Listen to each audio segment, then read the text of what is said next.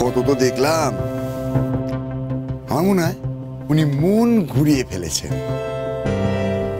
কোর্টের সময় তার মানে পেরিয়ে গেছে। আচ্ছা, আপনি মানে বলতে চাইছেন যে সন্ধ্যার মন হয়তো ঘুরে গেছে? যদি তা না হয় তাহলে সময় মতো না আসার কি কারণ থাকতে পারে বলুন? আপনি যে কি খুশির খবর আমাকে শোনালেন উকিল কাকু, আপনার কথাই যেন সত্যি হয়। সন্ধ্যা যখন আসেনি তার মানে তো এটাই দাঁড়াচ্ছে, তাই না? তার মানে ডিভোর্সটা হলো না। ঠাকুর, তুমি আমার কথা রেখেছো, তুমি আমাদের আলাদা হতে দাওনি, ডিভোর্সটা তার মানে হলো না। মানে তবু আবার কি? এই তবু কিন্তু এইসব আজে বাজে কথা জুড়বেন না তো, টেনশন বেড়ে যায় আমার। না না, আমি বলছিলাম কি, মানে একবার ফোন করে দেখুন আমি যেটা ভাবলাম সেটা ঠিক না ভুল, কারণ এরপরে তো উনি এসে আমার উপরেই চোটপাটটা করবেন না। হ্যাঁ, এর মধ্যে আপনার দোষ কোথায় আর আমারও বা দোষ কোথায়? আপনি এখানে বসেছিলেন তো, আর আমিও এখানে বসেছিলাম। সন্ধ্যা যদি নিজেই না আসে তার মানে ওর মন ঘুরে গেছে, এর মধ্যে আপনার দোষ কোথায়? একবার ফোনটা করে নিশ্চিত হয়েই নিন না আপনি। ফোনটা করবো? তা অবশ্য এখন করাই যায়। আমার ফোন পে যদি ড্রামা কুইন এখানে ছুটে চলেও আসে তাহলেও তো কিছু হবে না, কোর্টের সময় তো পেরিয়েই গেছে, করেই ফেলি।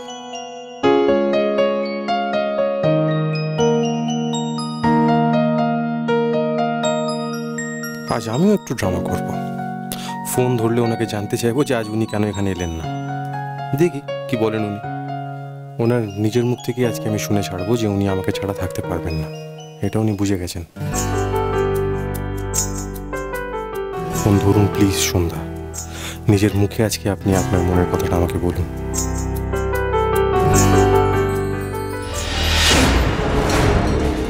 খুব তেজ না? হ্যাঁ, খুব তেজ। আমাদের সব সত্যি ফাঁস করে দেবে। হ্যাঁ, আমাদের সব সত্যি ফাঁস করবে। আমাকে ভয় দেখাবে। চেনেন আমাকে কে? আমার নাম অঙ্কন। দিলাম তো সব তেজ ঠান্ডা করে, বলো। হ্যাঁ, মাঠান গিয়ে বলবে আমাদের কথা, আমাদের জেলে ঘানি টানাবে। এটা তুমি কি করলে অঙ্কন? আরে ও তো চিরকালই এরকম, কিচ্ছু না ভেবে হুট করে কাজ করে ফেলে। বেশ করেছি আমি। ওকে ঠেকাবো না আমি? ও যদি বিজয় মাঠান গিয়ে সব কথা বলে দেয়, এতদিন পর আমরা একটা সুযোগ পেয়েছি, সেটা নষ্ট করবো? তা ওর জন্য আটকাবো না? অন্যভাবেও তো আটকানো যেত, কি করেছো দেখো। আরে বোকা, তুই কেন বুঝতে পারছিস না? ওকে মারার দায় তো তুই তো আবার জেলে যাবি। হ্যাঁ, জেল কেন? জেল কেন? মানুষ মারলে তোমায় কি পুলিশ ধূপ ধুনো দিয়ে পুজো করবে? তোমাকে জেলে নিয়ে যাবে, সঙ্গে আমাদের। হ্যাঁ, একদম চুপ। হ্যাঁ, বাজে কথা একদম বলবে না। মেয়েটা বোধহয় এখনো বেঁচে আছে, আমি দেখছি।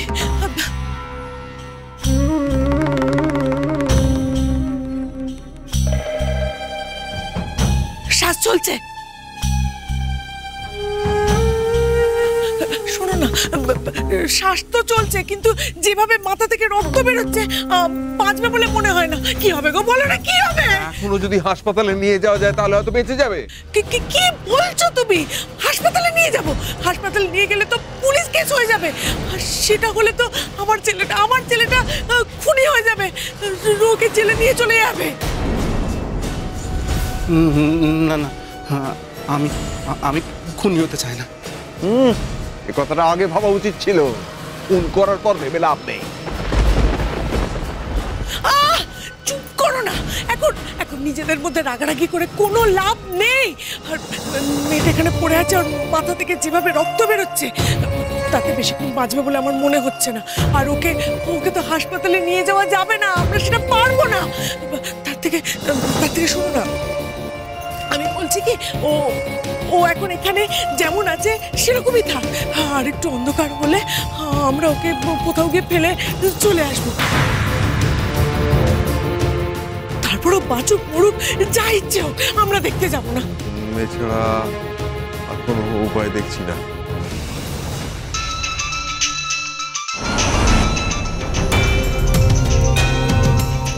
দেখি দেখি দেখি কে ফোন করেছে। আকাশ, এখন বউয়ের ওপর দরদ উঠলে উঠছে একেবারে, সন্ধ্যাকে ছাড়া থাকতে পারছে না।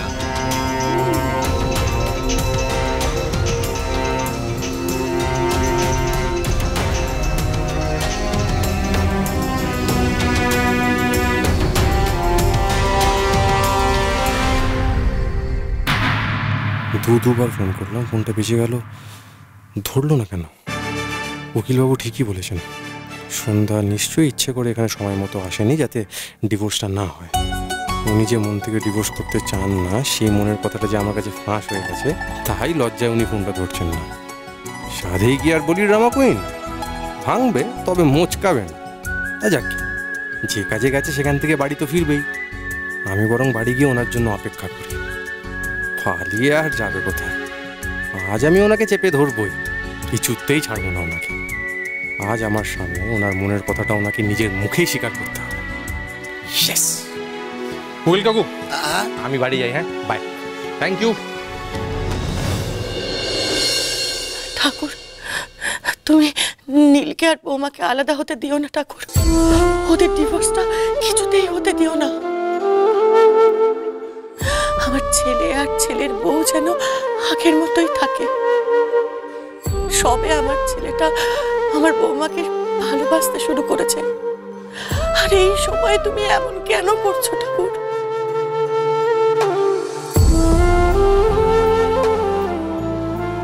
মা! নীল,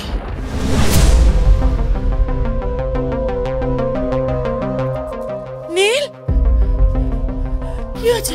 মা, মা তোমার প্রার্থনা কাজে দিয়েছে। মা, ঠাকুর তোমার ডাক শুনেছে। মা, সন্ধ্যা কোর্টে আসেনি। মা, ডিভোর্স করতে আসেনি সন্ধ্যা কোর্টে। কি বলছো গো নীল দাদা? আসেনি?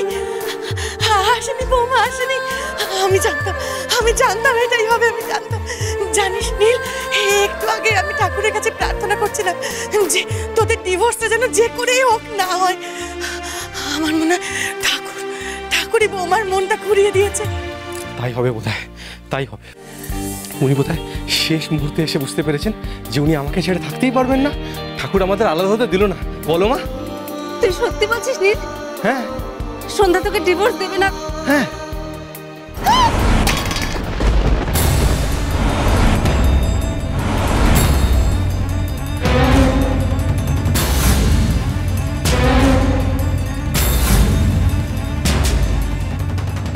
কি সর্বনাশ হলো! পুজোর বলে আগুন লেগেছে মাঠান। কি হলো? কি ঠাকুরের ফুলে আগুন! এই যে ঘোর অমঙ্গল! এসব কথা কেন বলছো বেশিটা? আমি এইমাত্র নীল এমন একটা খুশির খবর নিয়ে এলো, আর সেই সময়ে এমন অমঙ্গল কেন? তবে কি বৌমার কিছু হয়েছে? কোনো বিপদ? তুমি অলক্ষণে কথা কেন বলছো মা? সন্ধ্যার কেন কোনো বিপদ হবে? আর কিসের বিপদ? জানি না, আমি কিচ্ছু জানি না নীল। আমার মনটা বড় পুগাইছে রে। একটু আগে তুই তো বললি বৌমা নিশ্চয়ই ডিভোর্সটা চায় না বলেই কোর্টে আসতে চায়নি। কোর্টে আসেনি সন্ধ্যা? এমনও তো হতে পারে নীল, তোর ভাবনাটা বোধহয় ঠিক না। বৌমার নিশ্চয়ই কিছু হয়েছে, সেই জন্যই ও কোর্টে আসেনি। কি বলছো?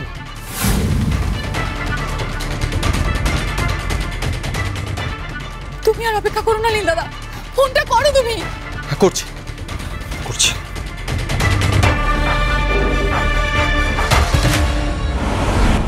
একটা মুহূর্ত নেই এই বাড়িতে শান্তিতে তিষ্ঠবার জো নেই, জানো তো বেশি। ওই মেয়ে কিন্তু এতদিন ধরে ডিভোর্স করবো বলে লাফালাফি করছিল, আর আজকে দিনে দিনে নাকি কোর্টে আসেনি। যাকে শোনো, ডিভোর্সটা না হয়ে একদিকে ভালোই হয়েছে। তাহলে এমনিতেই এবার দেখবে তারার বিয়েটা হয়ে যাচ্ছে। একদম ঠিক কথা বলেছিস। এইবার সন্ধ্যা চাইলেও আকাশের সঙ্গে তারার বিয়েটা দিতে পারবে না। যাক বাবা, বাঁচা গেল। সন্ধ্যা।